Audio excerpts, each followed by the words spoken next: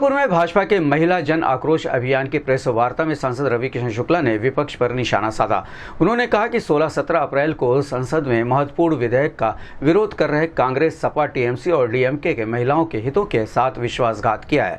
उन्होंने कहा कि प्रधानमंत्री मोदी के अनुसार नीति निर्माण में महिलाओं की भागीदारी उनका अधिकार है और इसे रोकने वालों को चुनाव में महिलाओं के आक्रोश का सामना करना पड़ेगा।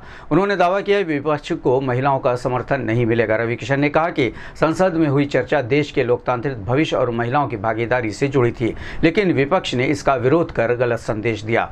उन्होंने कहा कि महिलाएं अब जागरूक हैं और भाजपा उनके अधिकारों के लिए प्रतिबद्ध है। इस दौरान अमिता गुप्ता, श्वेता श्रीवास्तव, राजेश गुप्ता और जनार्दन तिवारी मौजूद रहे।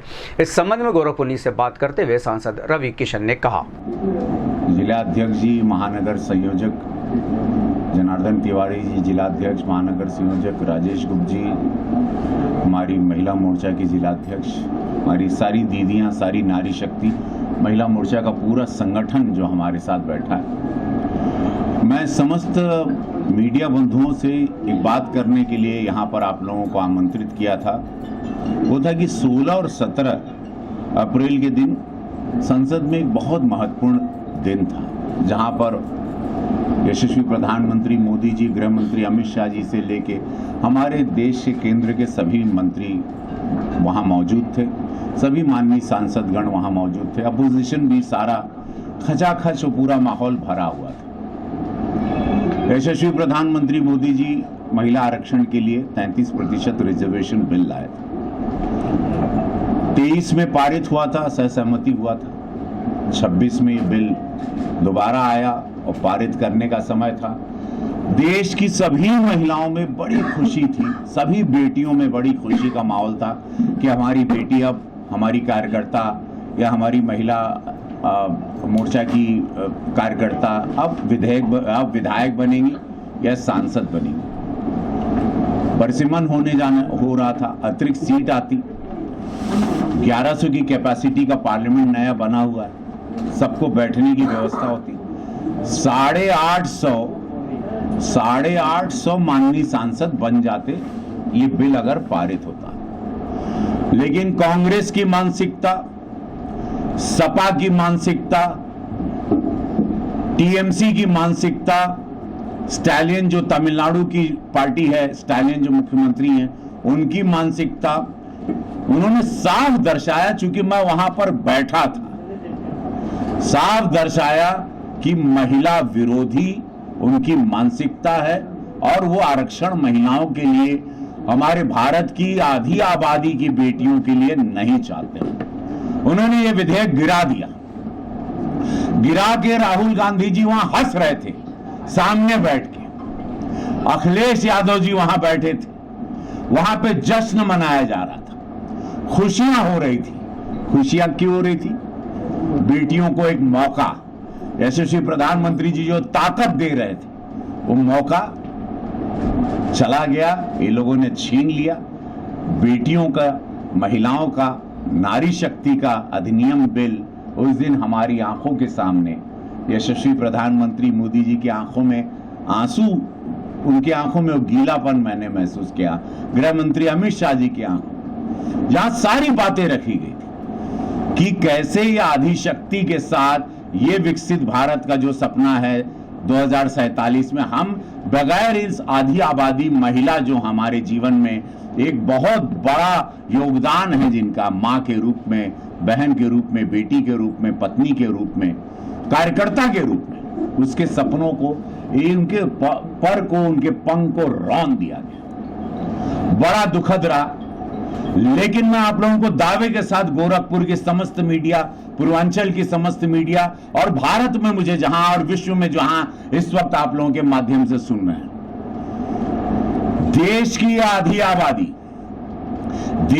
आधी आबादी की महिला, मैं दावे के साथ कहता हूं कि ये इन पार्टियों को, कांग्रेस, सपा, टीएमसी, स्टालिन की पार्टी, जिन्होंने भी विपक्ष में विरोध किया है, ओवैसी की पार्टी, सभी लोगों को माफ नहीं करेंगे। मैं ये दावे के साथ कहता हूं।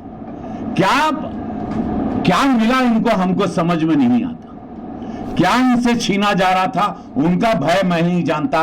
उनके परिवार में कोई महिला आगे आ जाएगी, उनकी, बिकॉज ये सारे लोगों के मैंने नाम दिए, ये सब परिवारवाद पार्टी है। इनका इतिहास उठा के आप देख लीजिए, ये परिवारों पे चलते हैं। इन्होंने परिवारवाद किया है, ये लोगों ने जाति को बांटा है, ये लोगों ने देश को बांटा है, ये लोगों ने समुदाय को बांटा है, तब इनकी राजनीति जिंदा रही है। और इन लोगों ने मलाई खाई है, ये लोगों ने पैसे लूटे, ये लोगों ने देश लूटा है। और ऐसे लोगों ने विरोध किया यशस्वी प्रधानमंत्री जी के वो सबसे बड़े सपने का, वो सबसे बड़ा सपना विकसित भारत का। यह आता 2029 में परिसीमन होता, अब 33 में तो आना ही है, इसको रोकेगा कोई नहीं। हम लोग बल संख्या से फिर आएंगे, यह सपना पूरा होगा, क्योंकि विश्व के सबसे बड़े नेता ने यह सपने का प्रण लिया है। आधी आबादी नारी शक्ति का प्रण लिया है। विपक्षियों ने बता दिया ये भारत विरोधी रहे, भारत का विभाजन इनके द्वारा हुआ था, उसके बाद भी भारत को कैसे टुकड़ों में जलाते गए, बर्बरता करते गए, लूटते गए, खसोटते गए। भारत इन लोगों के लिए, राजनीति इन लोगों के लिए कमाने का एक माध्यम है, परिवार को स्ट्रांग करने का एक माध्यम है, मलाई खाने का माध्यम है, लूटने का माध्यम है, पावर से लेके हर तरीके से। जहां पर यशस्वी प्रधानमंत्री जी के लिए राष्ट्र सर्वोपरि है, देश बढ़ाना है, देश को मजबूत करना है, गरीबों को आगे बढ़ाना है। 81 करोड़ जनता को अनाज से लेके किसान के खाते में पैसा, बेटियों की शादी। आज ही हम लोग 200 जोड़ों की शादी यहां पर हमारे मंडल में 4 जगहों पे सामूहिक विवाह हुआ। ये सोच कभी नहीं थी सपा की। इन लोगों ने अपने एक समुदाय के लिए काम किया, 2 समुदाय के लिए जो इनका वोट का आधार है। भारतीय जनता पार्टी, पूज्य योगी महाराज, डबल इंजन की सरकार, इन्होंने हमेशा विकास किया। मोदी जी के रास्ते चलते हुए, मोदी जी के सपनों को लेके चलते हुए, जो भारत हुआ करता था सोने की चिड़िया, वो सपना आ गया। आज भारत पूरे विश्व में एक ताकत रखता है। आज भारत हर तरीके से ताकतवर है। आर्थिक स्थिति हमारी $5 ट्रिलियन की तरफ बढ़ रही है। $1 ट्रिलियन की तरफ उत्तर प्रदेश बढ़ रहा है। हम किसी तरीके से सेना से लेके, बल से लेके, यंग हिंदुस्तान से लेके, कोविड में हमने अन्य देशों को भी मदद की।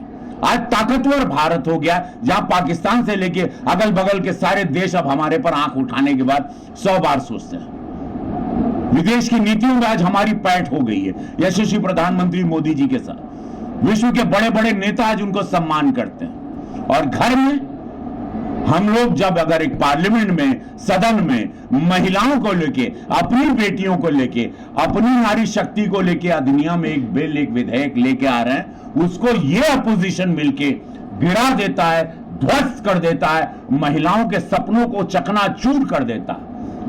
अरे भाई, हमारे अगर कार्यकर्ता मेल हैं, अगर पुरुष के रूप में, उतनी महिलाएं भी हैं।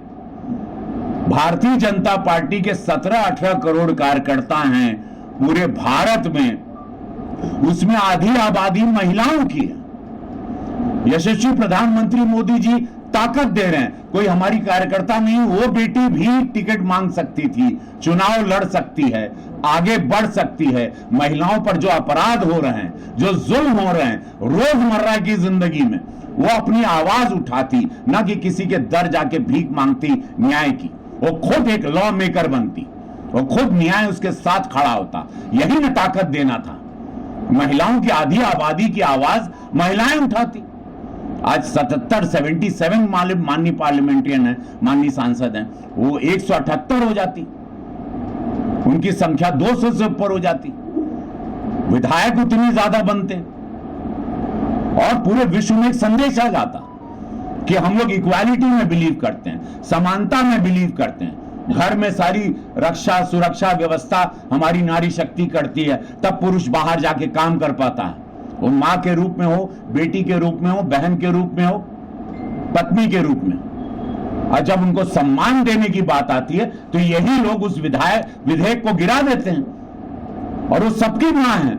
वो जो विपक्ष में बैठे थे, जिन लोगों ने विधेयक को गिराया, उनकी भी बहन है, उनकी भी पत्नी है, उनकी भी बेटियां हैं, उनके वोटर भी थे। लेकिन अब मैं दावे के साथ कहता हूं, एक वोट महिलाओं का इन विपक्षियों को नहीं मिलेगा।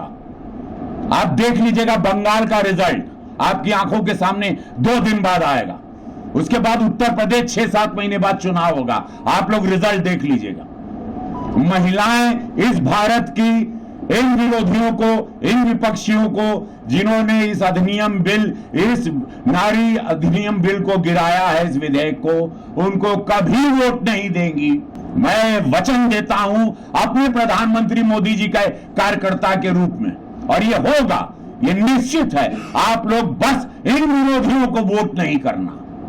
ये जो विरोधियों ने आपका बिल गिराया, आपके सपनों को कुचला है, इनके हर चुनाव में इन लोगों को हराना सारी महिला इस भारत की तय कर लें। आप लोग ये प्रण ले लें कि आप लोग के साथ अन्याय हुआ है, आप लोगों को हराना है। इनको, ऐसे लोग जो महिला विरोधी हैं, समझ लीजिए जो नारी विरोधी हैं, ये लोग क्या हो सकते हैं और आप लोगों का क्या भला चाहेंगे जीवन में, ये भी आप लोग जानते हैं। मैं इन्हीं शब्दों के साथ समस्त media, electronic, print media, influencer, जितने फोटोग्राफर, स्टिल फोटोग्राफर, अखबार, सबको प्रणाम करता हूं, धन्यवाद देता हूं।